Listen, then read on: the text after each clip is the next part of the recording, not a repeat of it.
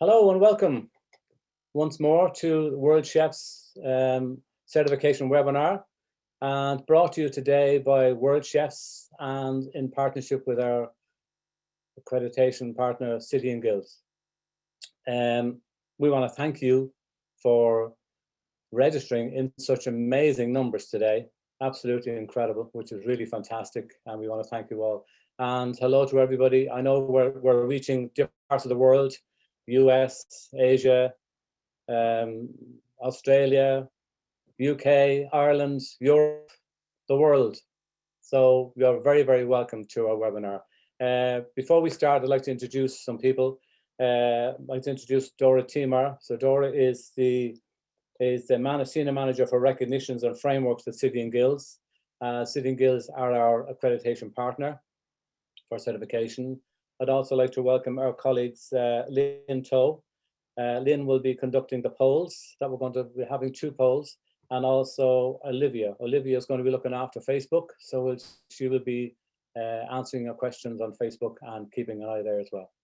So without further ado, we'll just get on with the actual presentation. So today's menu. We're going to conduct our first poll here. Should we, Lynn, wait a while because we're still taking registrations? Yes. I think in the meantime, you can maybe explain a little bit about the 2 badges. Yeah, okay.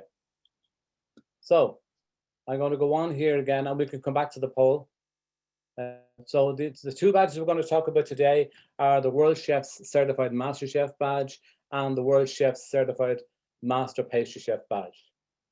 So both of these badges we will be giving you detailed information as we go along.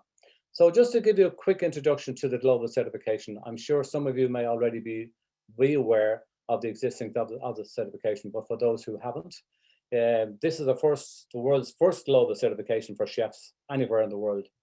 It's been co-designed by leading employers, and it recognizes the skills and the experience that you gain on the job against a global benchmark. And this then makes those visible in the form of a Worldchefs digital badge.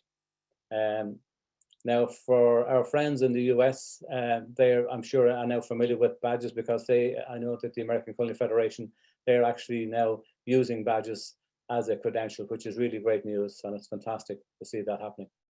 So the digital badge, it's a web enabled version of a certificate, which can be verified in real time, online, and through a single click. So the idea of having to have a physical piece of paper, wherever, you know, to bring for a future employer, is not really necessary anymore because you already have it as a digital format. The digital badges are designed to provide skills, passport, to open doors for jobs and career progression opportunities for chefs right across the world.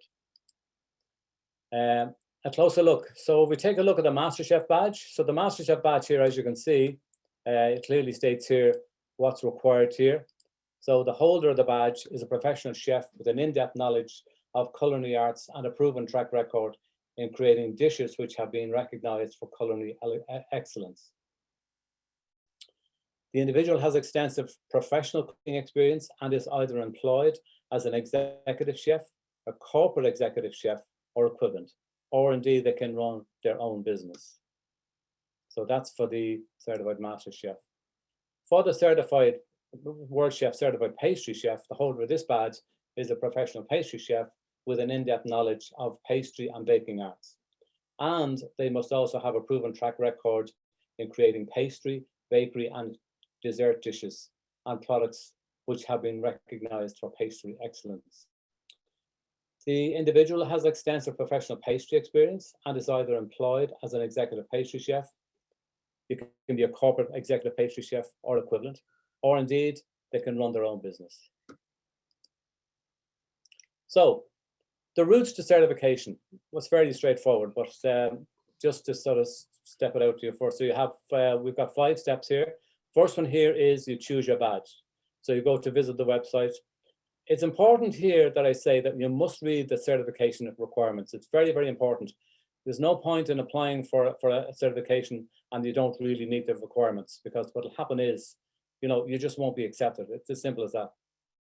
So it's very important, and it's your responsibility to do this, okay? The information is there. You see here, you have the global, this link here takes you to the global handbooks, but you will also see all that information when you click on the actual level that you're selecting, okay? But make sure that the certification level chosen matches your skills and experience. That's really important. Second step is you apply online, and then you pay the application fee.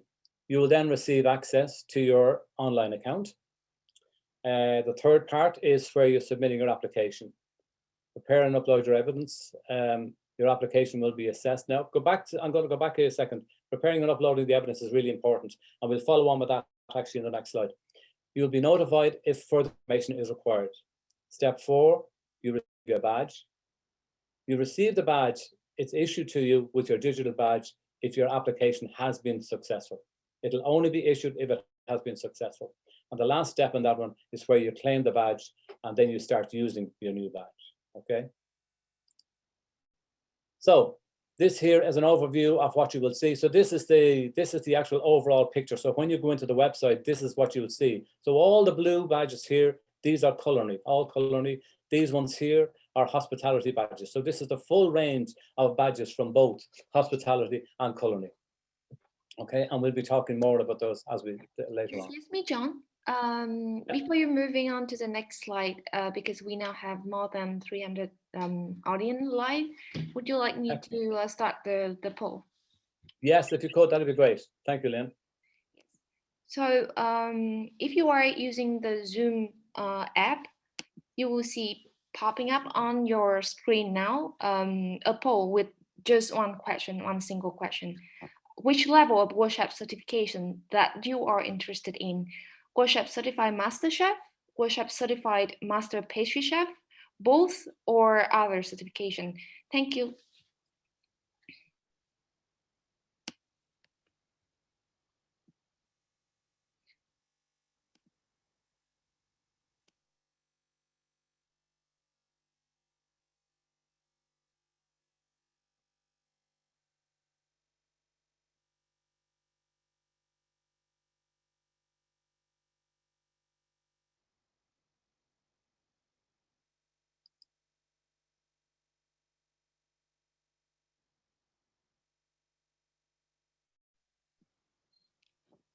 John, if you want to proceed with the presentation, please feel free to go ahead.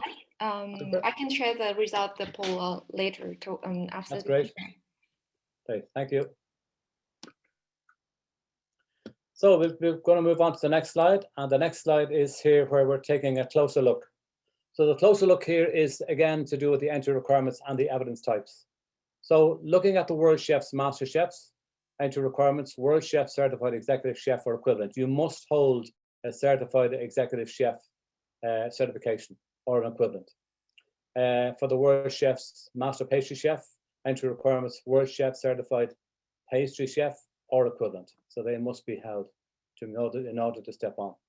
The next step here is the witness testimony. So the witness testimony, this is really important.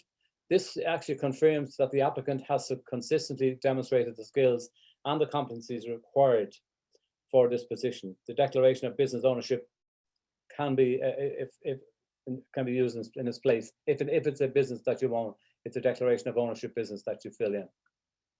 The written tasks, culinary / pastry knowledge and skills, experience at working as an executive chef, corporate executive chef, or equivalent pastry chef, or again running your own business. And then the next one then is the badge component. So you've got three components here. First one is core skills, second one is role specific skills, and the third one is the professional development. Dora will talk to those in a few moments. The documentary evidence, that's really important as well. This includes recipes, menus, reviews, competition awards, etc.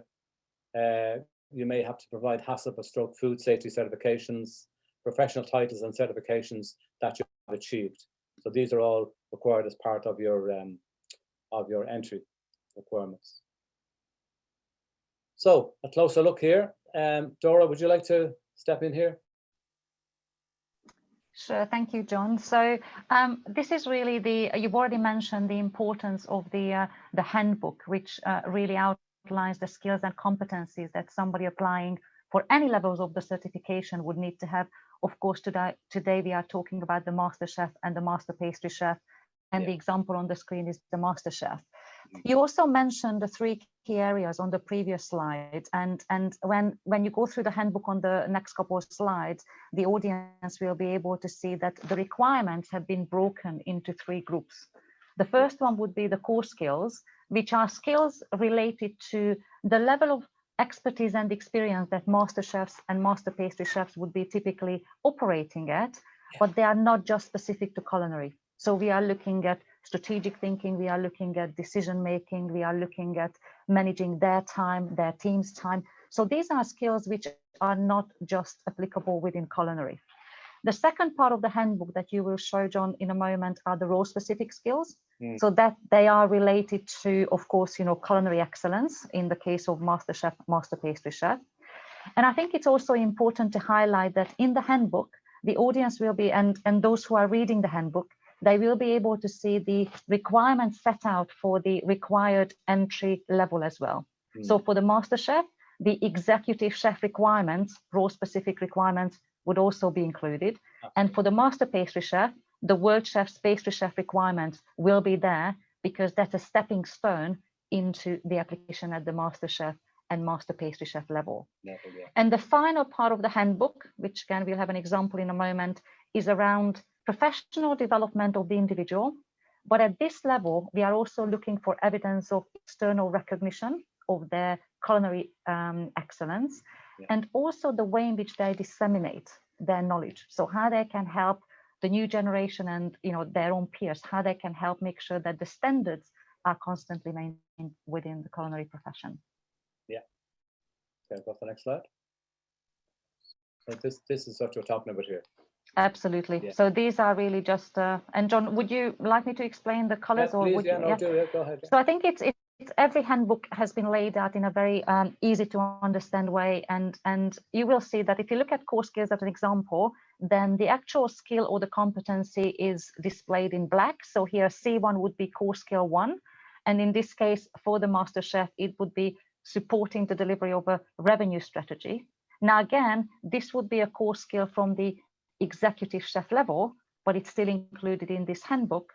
But if somebody has already done the executive chef or an equivalent, which is a requirement, that would already be taken as granted. But in the handbook, it's still there for clarity and completeness. Absolutely, yeah. And then, John, you already mentioned that this is the role specific, which of course is very much focused on, again, culinary excellence at this level. Yeah. And this is where things like, we will have still the executive chef related ones. And you can see in purple the explanation that if they are coming through the Worldchefs executive chef or an equivalent, they will only need to provide evidence against what will be the role specific 11, 12, 13. And that's focused on signature dishes. So that's very much looking at the type of things that they are creating, they are contributing to the industry. Yeah, very good. And then the last one down is professional. And this is again, it's every single badge, and those who might have looked at other webinars would be familiar with the requirement that the famous P1, Professional Development 1, is all about understanding progression within the industry. So it's really understanding how people can progress and what could be the next step for their professional development. And then we are talking about, of course, their own training and learning. And if we were to look at the handbook in more detail, you would have P3 and P4, which is focusing around disseminating the knowledge and the external recognition of their expertise. Yeah, absolutely. Great. And then this one here then is the eligibility for fast track certification. So this clearly, I mean, it's quite clear here. It says here that, holding one of the following professional certifications are considered to have met the requirements for the Worldchefs Certified Master / Master Pastry Chef. So you can be Worldchefs Certified Master Chef. You can be the holder of a Michelin star. Applicants must be working as the executive chef or equivalent in the establishment which holds the Michelin star at the time of application. ACF Certified Master Chef. CMC, applicants must be working as an executive chef or equivalent at the time of application. And we have had 1 or 2 applications in for this already through ACF. Worldchefs Global Master Chef Certification. This is the original, if you like, we call it the Global Master Chef program, where, and we're going back to 2015, 2016. So those chefs, those master chefs already recognized by WACS are eligible if they wish, if they so choose, they can apply for this certification if they wish, right? And then the last then is the Worldchefs Certified Master Pastry Chef, or Certified Master Pastry Chef. Oh yeah, that's the ACF, yeah. Applicants must be working as head pastry chefs, executive pastry chefs, or equivalent at the time of application. So I think that's quite clear, Dora, isn't it really? It is, and I think maybe just to highlight the importance of the, and then also there will be many people who would already probably have some of these certifications, that if they are eligible for the fast track, it's a very simple process. You know, they need to just give us evidence of one of these certifications, which are displayed on the screen, and also just telling us where they are working at the moment. So it is truly a fast track version. John, there was also a question popping up around who can apply. So maybe you would like to, I know we are coming to the Q&A, but that would be a good time probably just to clarify that it's open to anyone who can meet the eligibility requirements. Very much so.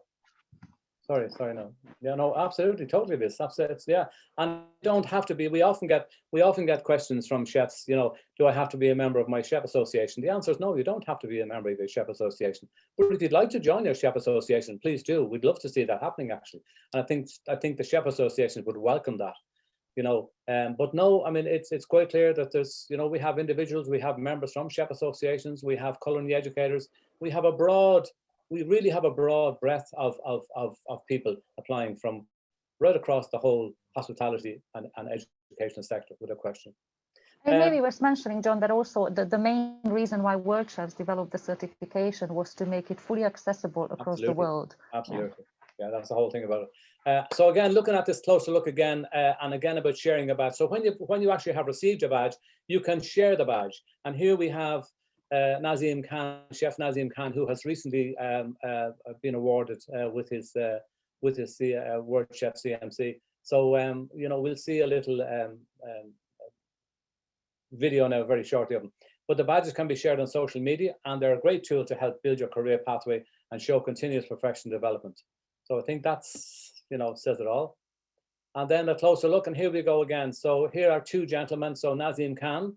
And Nazim, I thought, was a very nice post. There comes a time in your life when walking away from all the drama and people who create it, you surround yourself with people who make you laugh. Forget the bad, focus on the good. Love the people who treat you right. Pray for the ones who don't. Life is too short to be anything but happy. Falling down is part of life. Getting back up is living. Jose N. Harris. What a great quote.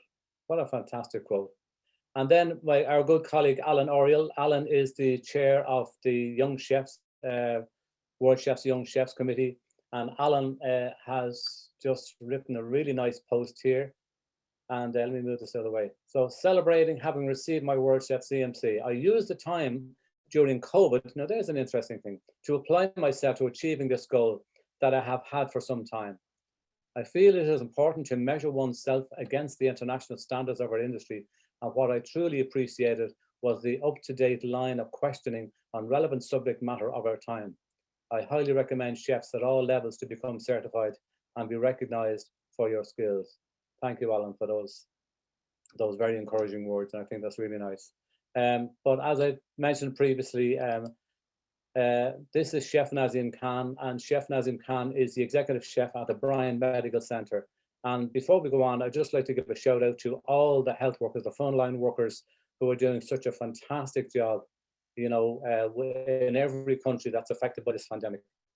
And, you know, the catering staff, the chefs in the kitchens, all these guys, they're doing amazing work. So I think, you know, I think they truly deserve our recognition.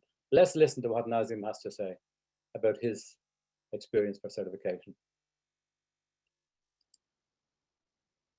Hello, this is Nazim Khan, Executive Chef at Bryan Medical Center, Lincoln, Nebraska, USA. heading towards your goal, you definitely need to get certified. In our industry, every certificate sets a milestone. Recently, I received my World Certified Master Chef, WCMC. It means a lot to me.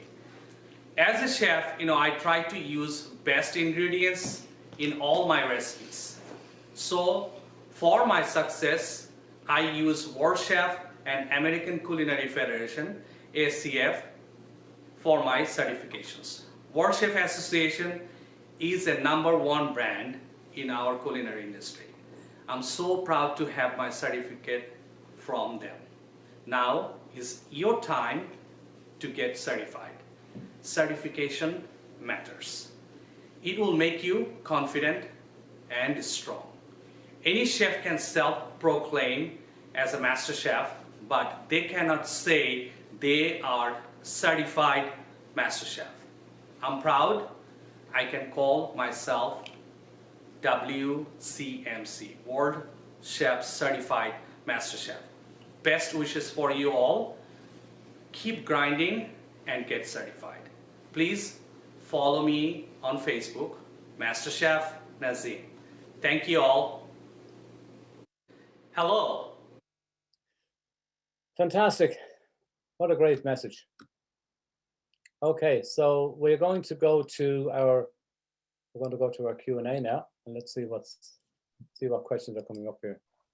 John, would you like to turn your camera back on? It's probably quite nice for the audience to be able to see you as well. Oh yeah, sorry. What's happening there? Sorry. There you go. Why can't I see these questions again? Would you like me to read them out? Yeah, I'm not seeing them. I don't know why this is happening, but anyway.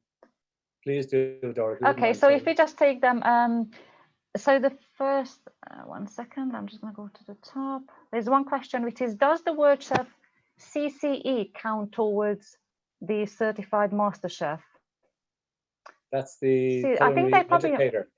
Yes. So that wouldn't be a direct progression route. No, it wouldn't. No, it wouldn't. Because in order for somebody to be able to come through the Certified Master Chef, they would need to be at the executive chef level. Yes. Although there have been many applicants, John, as you will be aware, that who would be an educator as well as an executive chef. Yes. So it does depend on their background, doesn't it? And we can accept them. Yeah, we can accept them on that basis. Yes. Yeah, absolutely. Yeah. And the next question is directly related because it was around, what about if you are an educator and do not have an executive chef title? In that case, the culinary educator would be the right route for the person to follow. Yeah. And then there is a note around from the Nepal General Secretary of Chefs Associations, and they are not a pastry chef and they are a hot kitchen executive chef. Is that okay? Well, John, I think it's really about the handbook, isn't it? Looking at the handbook, as you already mentioned, and looking at the requirements. So again, just to reiterate, and we can highlight it in the follow-up, that on the website, where you could see the framework and all the badges displayed behind every badge, when you click on the badge, you will be able to see a more information click through a pop-up. And if you click on that, you will be able to access the handbook for every badge. Yeah. So it's really, really important, and we can't stress it enough how important it is. Just run through that document. It's only a few pages, but it does contain critical information, and you need to be able to say, yes, I'm doing all of those things. Absolutely. Yeah. In order for you to stand a chance. So it is really important that they study the handbook and study the requirements. Next question, John. I'm a senior pastry chef. What badge can I have? I'm a senior pastry chef. What badge can I have? Well, as a senior pastry chef, I'd start with pastry chef for a start. Certified pastry chef. I think that's a good place to start. And that would be an entry requirement for entry requirement for the master pastry chef anyway. Yes. Yeah. Definitely. Absolutely. And it's also probably important to say that they don't have to have all the badges at the lower levels, so to speak. So they can come into the executive chef. That's a very good point, actually. That's something that we kind of need to stress a little bit more, and that is that you're dead right. They can come in at any level. And also the other point as well is that, all the badges that we award, they're lifetime awards. They're not, they don't have to be renewed. And we'll show an example once we go through the system itself, that the badge, because it's a secure and verifiable source of information, it will have the date of issuing, which means that it will be very clear even years later when the badge was issued. There was a question around specifically P4, what evidence they would need to provide. Maybe, John, we can pick it up in the next couple of minutes when we go through the system. Okay. And there's a question on the role of Ctn Guilds. So maybe I can take that, so that we are the certification partner to Worldchefs. We have worked with Worldchefs to design the standards in a way that they can be globally quality assured, and we also manage the badge process. So we are the certification body, certification partner for the global certification. Yeah, absolutely. Yeah. John, next question is: I have received my Worldchef Certified Executive Chef in December 2020. Am I eligible for the Masterchef certification? If it meets the criteria, yes. Absolutely. So I think it's probably that they don't need to wait, do they? Once they've got the executive chef, they can apply straight away. They can apply straight away, yeah. Yeah, absolutely. Yeah. And I hold a judge. Do I have the right to get a Masterchef? Again, it's the same answer, that as long as they meet the requirements. What was the question? They are a judge. As in, I suspect, I would imagine they probably are Worldchefs judge. Well, that's how I'm reading it. They have to hold the minimum certification qualifications. Absolutely. No. And there's a slightly longer one, so I will read that out for you, John. I have been an executive chef for 30 years in 4 5-star hotels, including fine dining restaurants. And the Q&A jumped up on my screen. And I won a gold medal at the Berlin Culinary Olympics. And then I changed to being a regional food service director in Asia. And then I opened my own company to do a similar work in Singapore. Which batch should I apply for? So very complex background and very rich and long-standing background in the industry. Interesting. I think I would suggest that they would need to look at the position that they are currently in. So they say that they own a company, and that they are leading and they are looking to open a culinary wellness school. So I think it would depend on what employment they can currently evidence, because as part of the application, what role do they have? What role are they actually at the moment? Yeah. Because we would be asking for evidence of current employment, so that would really depend what they could evidence, either through their line manager or through the business that they run. Oh, yeah, no, absolutely, yeah. The next one, John, I'm working as a head chef. I have been working as a head chef for almost 5 years. Which level should I apply for? Executive chef. They've been working as a head chef. So again, I head guess, chef. Sorry. Well, then yes. they could maybe they should apply for chef de cuisine. If it's a head chef. Head chef stroke. Well, chef de cuisine. You see, yeah, depends. What head chef is executive chef. It doesn't say executive. It's just head chef, but I think because we don't have the background information, it would be difficult to comment fully. It's hard to know. He'd have to give us more information, or again, let him refer. I think the best way to do it is to refer just to the handbooks. To the handbook for both maybe for the chef de cuisine and for the executive chef. John, there was a very interesting one. The person is a CMC in the USA, and they have tried to obtain the Worldchef Certified Master Chef, and they are saying that they had no luck. And the question is there someone they can contact directly to help achieve this? Yeah, his name is me, John Clancy. Yeah. So you will have your contact details. Absolutely, so, no problem. Absolutely. My contact details will be there. Yeah. Actually, they are behind you, so they can also just. I think they are behind you as well. Well, there's no reason why they shouldn't be given it. So I don't understand that. If they already hold an ACF CMC, we have automatic, as you know, we have automatic recognition for that. Fast track, absolutely. So please, do get in touch with John at the certification@worldchefs.org. The next one is: I own a small restaurant in Northeast India. I want to know if it will benefit me. Can I apply? For what's he applying for? I think it's probably for the Master Chef, I would imagine. But it depends what level. If he has no previous certifications, he needs to look at those first. At the end of the day, and then asking the question about how will it benefit. Well, it's certainly from a point of view of if you can display a fact that I've certified Master Chef, whether it be through Worldchefs or I think that would certainly increase customer confidence for a start. I think about it. I mean, if I go into a restaurant and I know that the chef that's in that restaurant is a highly recognized chef, highly acclaimed, I'll feel confident in thinking that I'm going to be given good food, going to get good fare. So, do you agree? Absolutely. So and John, go ahead. Next question was around what is the difference with the and the question just jumped up, but it was the original Worldchefs Master the global certified Master Chef. What was the difference between, say? The Master Chef, the current Master Chef, Worldchefs Master Chef Certification. It was a different system they used. They used a different system, but we brought it into into our modern. We brought it into the umbrella of the accredited programs, because the previous ones weren't formally accredited as such, whereas all of our programs, all of our certifications now are formally accredited, as you know. Yes, certified. Yeah. And there's a question around the cost in South African rand. Yeah. The cost of certification. I mean, you displayed that on the first slide. It was displayed in British pounds. Well, yeah. Obviously, the South African rand is not doing too well against the euro sterling at the moment. So, and that is obviously, I have to accept that is a kind of a bit of an impediment, really. But I don't know how we get around that, to be honest.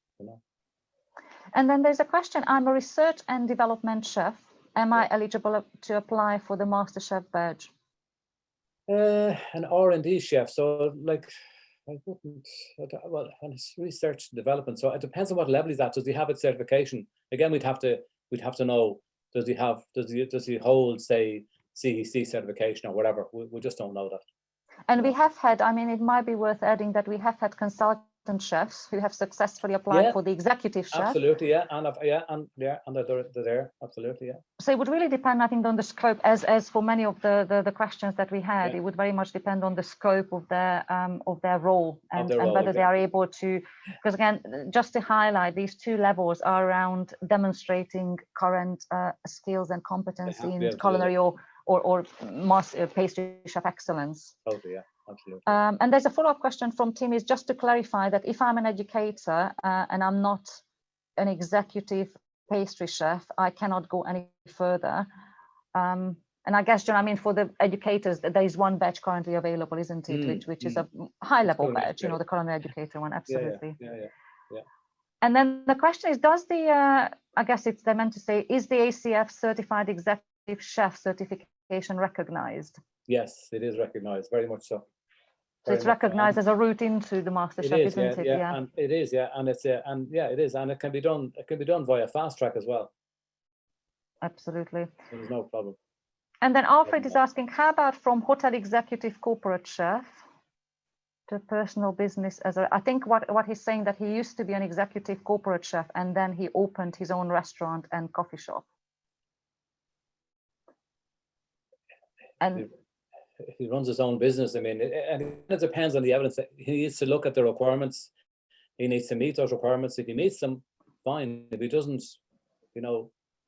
I think there are many questions in it, and it goes back to the same answer. It's a quite simple process. That the handbook is there, so please take your time to look at the handbook. We do have the certification email address, and if you've got questions, feel free to send those questions through.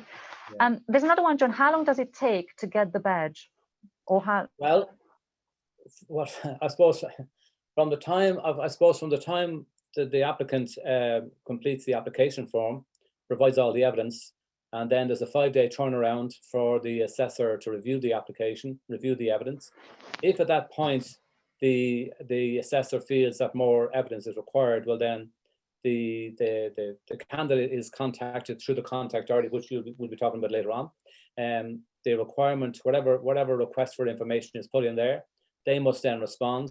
So it depends on how quickly they respond, or I mean, if somebody takes 4 weeks to respond or 6 weeks or whatever to respond, that's the delay on their side, not on our side. Because once we get the information back, well then again we will do a turnaround again. And then it's also important to remember that if and when they have been successful and their badge has been awarded, they must wait for at least another 4 or 5 days, because it has to go through, as you know, it has to go through a final Q&A process.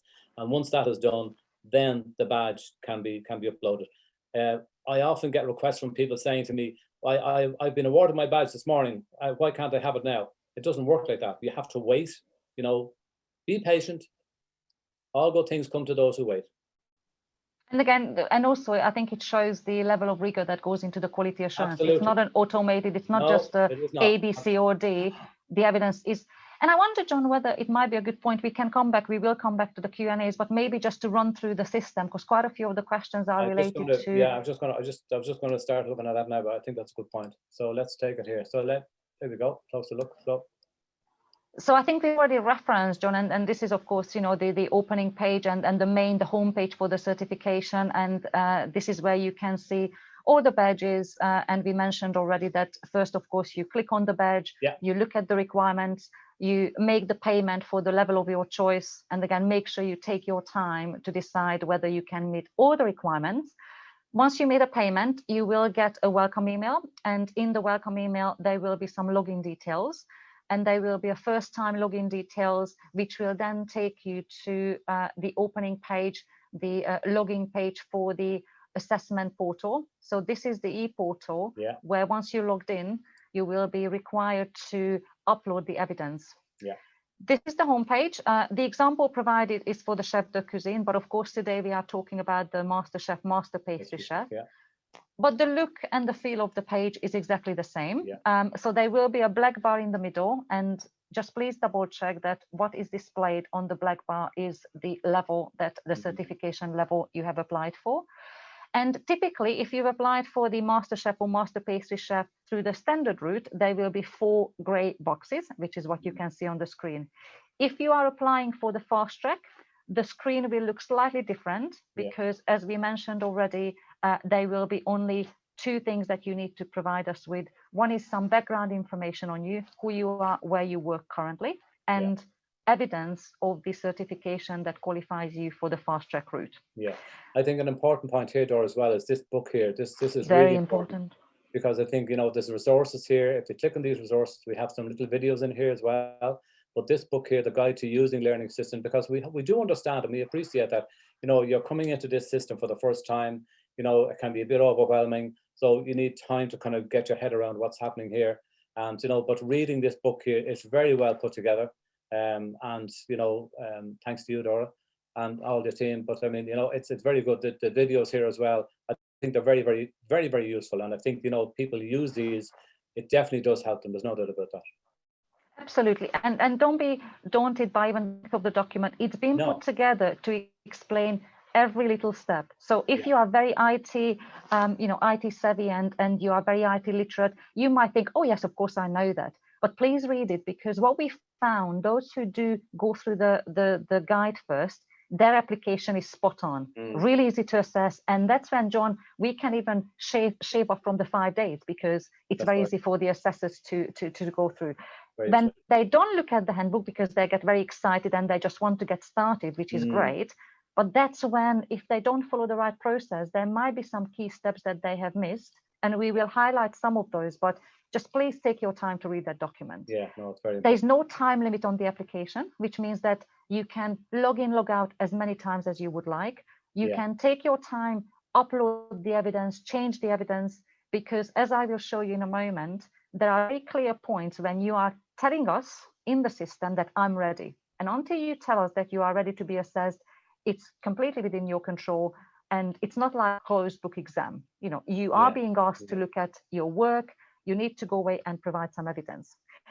Really important, again, small point, but if you don't do it, the application will not be assessed. You have to accept what we call the learner declaration.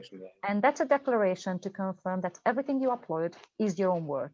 So again, make sure that this is accepted, because if it's not, it won't go into the live assessment work stream. Then if we can go to the next one. Now, this is an example. There have been a few questions in the Q&A around the type of things that they need to do once they are in the application. So there will be a couple sections where we are asking for answers. So that's when I think you described it as written task, John, in one of your previous slides. So there would be questions directly related to what they do as part of their day-to-day work, or in terms of the third part, which is the professional development. It might be that they're being asked to explain how they are disseminating their knowledge, the type of events that they would be taking part. So it's typing in the answer on the screen. Yet again, like we said, you can go back to the answers provided and you can edit it as many times as you would like before you say that it's formally submitted. The other point to make, and I think you made a reference to that, John, but just again to highlight that in total, there are 2 opportunities for an applicant to submit the evidence. The first is what we call the first submission, and you are advised as an applicant to complete all the tasks before you say, I'm ready. But let's say you made the first submission, then the assessor, within 5 days, as John said, 5 working days, the assessor would come back with a comprehensive view to say everything is fine, or they might highlight things that would need to be explained, or potentially there could be things which are missing. Then the applicants have got a second opportunity. So again, there's no penalty that's included in the fee. They have got an opportunity to provide explanation, to change the evidence in case what they submitted is not right or not clear. So it's the golden opportunity for them to yet again take their time and make sure that everything is fully aligned to what is required. On the right-hand side of the screen, we can see an example of how they can upload evidence. So that would apply if they have got photos, because they will be required to upload photos, menus, recipes, or it might be that you mentioned the HACCP certificate, for example. So it's a very simple process that they click through like you would do in most portals, and then it will be stored automatically in the portal. Now, an interesting point, and it's something that we see quite a bit, is where, you know, they maybe they put in that they've started their tasks, but they haven't submitted. So they need to submit the evidence. You know, the evidence may already be there, but the assessors can't go near it until it has actually been submitted. Absolutely, and we'll show that on the next couple of slides what it looks like, so how they can know that it's been set. So maybe, John, we can go to the next slide. Thank you. Now, you already mentioned, and we also said that in our answers to the questions, that we are looking for evidence of current employment, and that can be demonstrated in 2 ways. One is if they have got a line manager, because they work in a large restaurant or hotel, then the line manager would be asked to complete, which is on the left-hand side, a witness testimony. If they own their own business, they would have to make a self-declaration. So that would be a declaration of business ownership. What is on the screen is page 1 of 2 pages, because this is just a screenshot, but the documents are accessible within the online portal. I think it's there was a sorry, go ahead. Sorry, I was just going to say, John, that there was a question I saw in the Q&A around somebody who have been impacted by COVID-19, so their restaurant couldn't stay open because of national lockdown, and it might be worth just mentioning, and further details are available on the website in the Q&A FAQ documents, that those who have been impacted by COVID-19, but they were in a relevant position, they are able to still make an application, but they need to provide evidence and information on when they had to shut down because of national or regional lockdowns.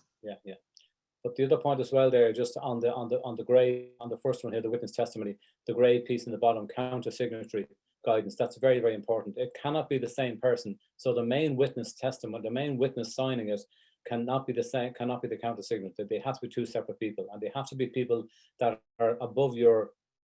There's no point in being somebody, you know, let's say for argument's sake, the executive chef asks the sous chef to be the counter signatory. That's not acceptable. No, it has to be somebody at or above the level of responsibility. In a supervisory role. Absolutely. Exactly. That's right. Yes. And that's important. Okay. Absolutely. Sorry, take them on here now. And then now it brings us to the point that you've already mentioned, John, which is how would somebody know that they have submitted everything? So as they are working on the application, then anything that has been started first would be a light blue color.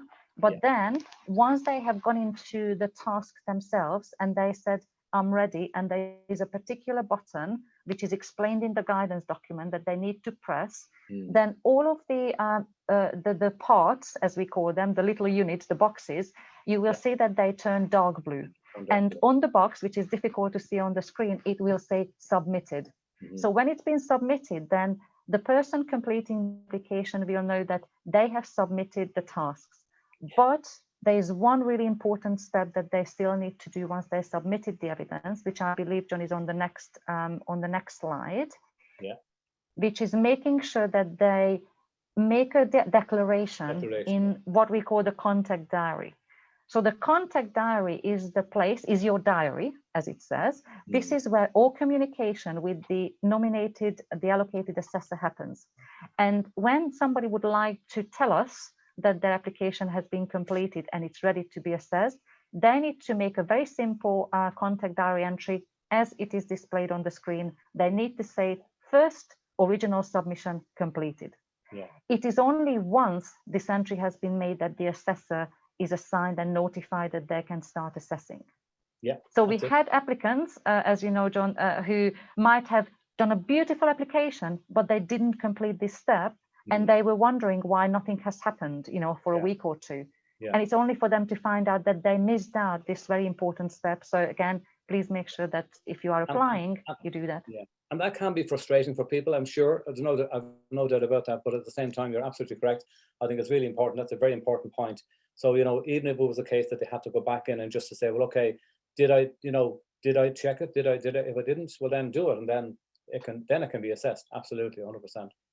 And also the other point, John, is that we said that it's a very flexible and open system, which means we don't want to start assessing evidence that the person hasn't yet said it's ready. Because imagine if somebody starts assessing and they are still working on it, you know, that would be very confusing. So it is a really important one. And once it's done, the assessors can start assessing straight away. Absolutely, yeah. So then we'll move on. And I think the next one is when we mentioned that there are two submissions. So this is an example when the assessor has come back to the person with some questions or needed clarification. And that's really marked with the relevant parts of the application turning into a yellow mustard colored. Yep. And then, so if I'm the applicant and I'm seeing this on my screen, I can then look for the parts, the boxes which display the that mustard color. I can click into that because these are only the only tasks that I need to do some further work on. Yeah. And what I need to do and the way in which I can resubmit my updated evidence is exactly the same as what they would have done with the first application. First time, yeah, exactly. Yeah. But again, really important, once they've done that, they do need to make a contact diary entry, just like we showed on the previous screen, to say second submission is completed, because it's only then. Yeah, sorry, Victor. I was just going to say that once they've done it, it's only then that the assessor is going to start assessing. Another important point as well is that when they're in whatever task it is, let's say it's 2.1 or 2.2, you know, for argument's sake, let's say for argument's sake, they haven't attached the witness testimony, the completed witness testimony form to that evidence. You know, they need to do that. You know, that's part of, so because it's in there, because otherwise it may be in the evidence folder, but really it should be attached to the task as well. Absolutely. So all they have to do is just go in and select evidence. They just click on the box because they've already put the evidence in. So click the box, and it will automatically, once they select it, it will automatically attach itself to that task. Exactly. And yet again, that's in the guidance. So as long as you just take your time to it's all there. Absolutely. Yeah, totally, yeah. So again, and John, if you jump to the next one, then it shows you an application. It might be after the first or second application when all the evidence has been accepted.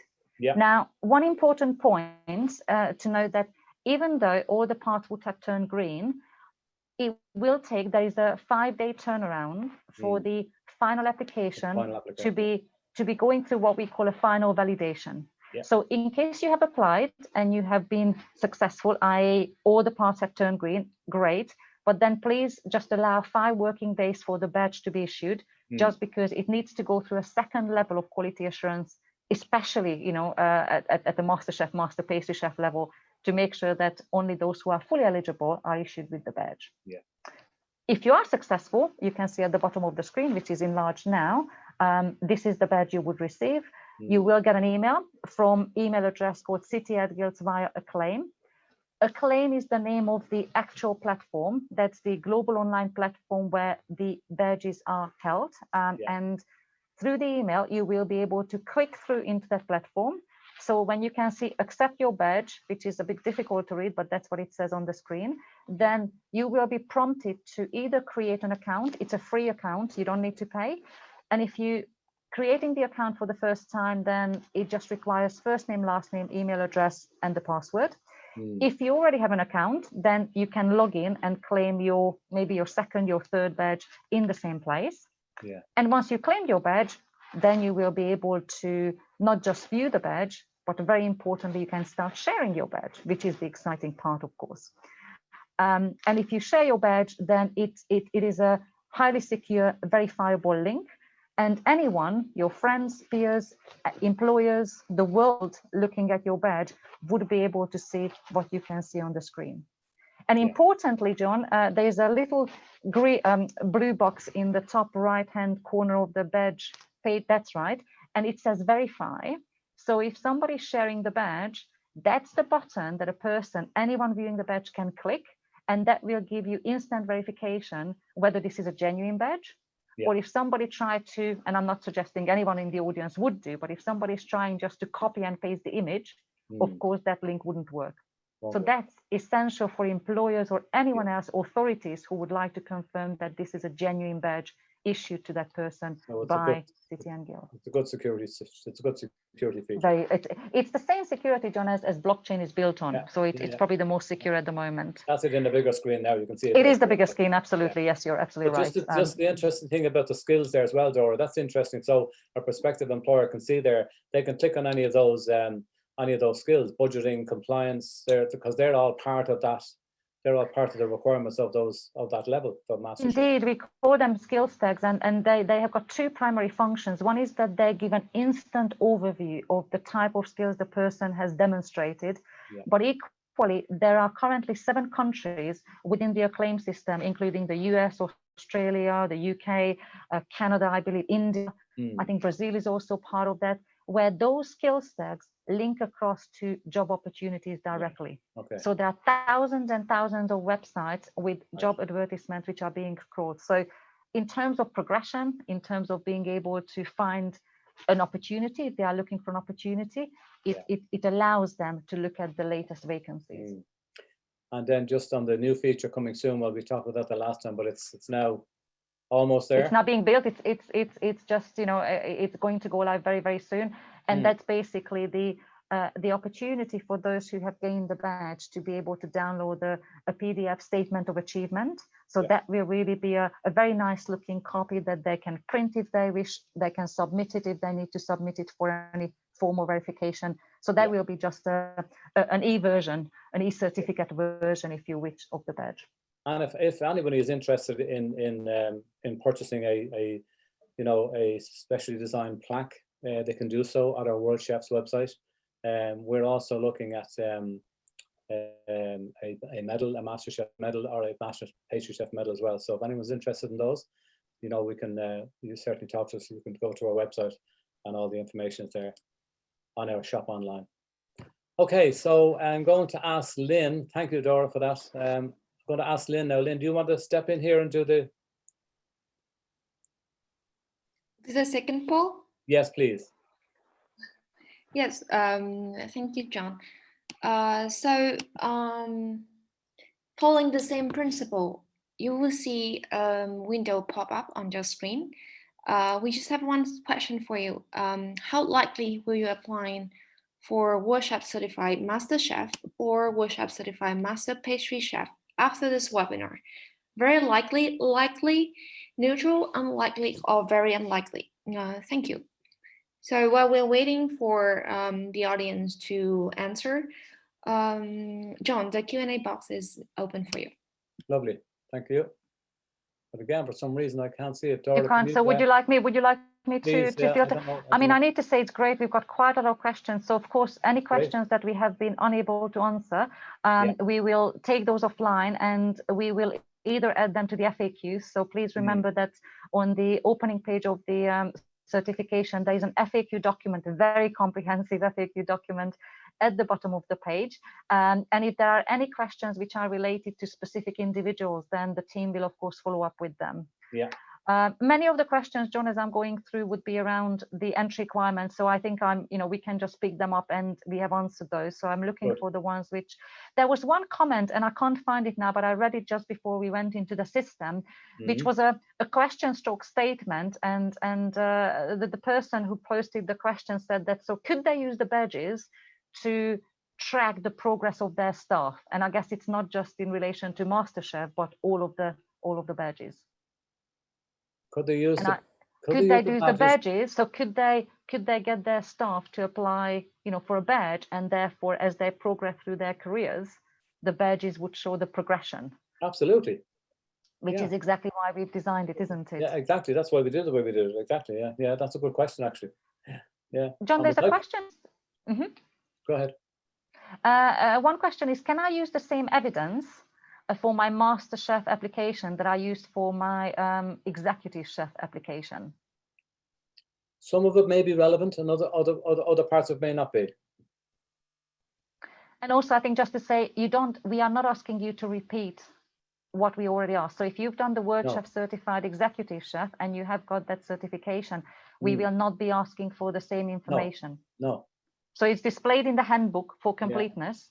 But when you come through the application itself, we are only focusing on the additional elements, which will be very, very much around signature dishes and, again, that culinary excellence aspect. Culinary excellence and reputation and all those things. Yeah, absolutely.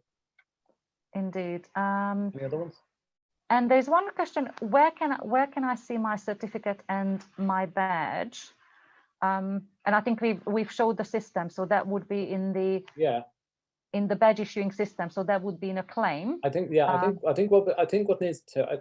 possibly need to spend a minute or two just talking about where they claim the badge. A lot of they need to understand that when the badge is issued, when it has been issued to them, they must claim it. So they must go in and claim it, as you said, like you said already in the previous slides here, and then they can download the badge. They can post it on any of the social media platforms that they use. They can also, when we have it ready, they'll be able to download a PDF printable version of a certificate of their badge credentials. So they can print that and display it. Yeah, so the important thing is that just because a badge has been issued, so you might see the badge within Learning Assistant, the online portal, just because the badge appears there, it doesn't mean that it has been what we call claimed. So it's one thing for the badge to be issued, but as John, you've said, and we said it a few times, it needs to be claimed, because that's when it becomes a live badge. Exactly. And that's a one-click process, so really easy to do. Yeah, very much so, yeah. And also the other point, which probably some of the viewers will know, others might not be familiar with, the fact that once they log into the online portal, then they can share it out on social media from that point. So, there's a guidance available, but it's quite intuitive as well. And we show two examples of our wonderful MasterChef applicants who have done just that. Yeah. And I think as well, I'll go back to the point, and I think it's it's worthwhile reiterating it several times. I have to, and we do get people, unfortunately, we get some people who maybe feel that they're at at a MasterChef level. Clearly they haven't read the guidebook. You need to read the handbook before you even consider applying. The first thing you need to do is read the handbook, read it carefully, and you must ask yourself, am I at this level? If I'm not at this level, don't apply. It's because at the end of the day, it just won't happen. So so it's important. Look at lower levels. I mean, obviously look at lower levels. Remember, we have 9 levels from Commis Chef right up to Master Chef. So we're within all of the different levels within the industry. So there's plenty of time for people, and I do accept that some people kind of may get a bit excited and think, oh yeah, okay, I'm going to go for Master Chef. And we welcome the applications, but what we don't want is people wasting their, potentially their money and their time. Absolutely, exactly, yeah. Now, if it's a genuine case, and as you well know, Dora, we've had exceptional cases where, we will look at them, but we look at them on a case-by-case basis. If they've genuinely made a mistake and felt, look, they know themselves that they've applied for the wrong level. Well, then it's a case of having to look. And the important thing, that's why it's important you also read the guidance, because don't make a start on the application. Absolutely. So when you log in and you think, gosh, I maybe made a mistake, get in touch with Worldchef straight away, because then we can transfer you to the other level. Absolutely. Absolutely, yeah. John, I'm conscious of time. Should we bring Lynn back in to see what Lynn, the poll results were? Yes. Do you have any news for us? Yes. So first of all, I would like to share the poll result. Cool. So we can all take a look. Okay. So if you can see on screen, more than 50%, 56% of our audience is very likely to apply Excellent. for our Worldchefs Certified Master Chef or Certified Master Pastry Chef after the webinar. Another 31% is likely to apply it, and well, 11% is not. They are still thinking about it.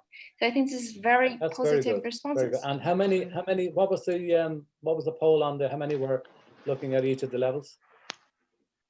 We have. So let me share the result also. Okay.